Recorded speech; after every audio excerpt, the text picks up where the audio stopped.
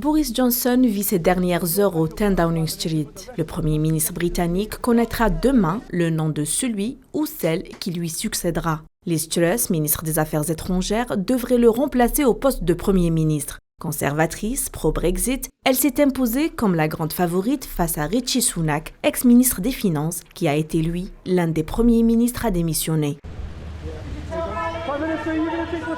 Pas de comeback pour Boris Johnson. Il va donc quitter le 10 Downing Street et quitter la vie politique.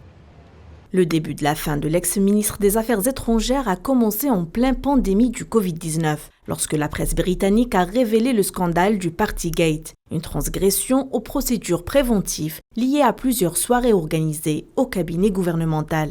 Un scandale qui n'est pas passé inaperçu pour l'opinion publique britannique. S'ajoutait à cela le dossier de la nomination d'un député conservateur impliqué dans une affaire de mœurs et dont Boris Johnson était au courant des faits. Les événements qui se sont succédés ont entraîné une démission collective de plusieurs ministres et hauts responsables, ce qui a poussé le politicien conservateur à claquer la porte de l'exécutif.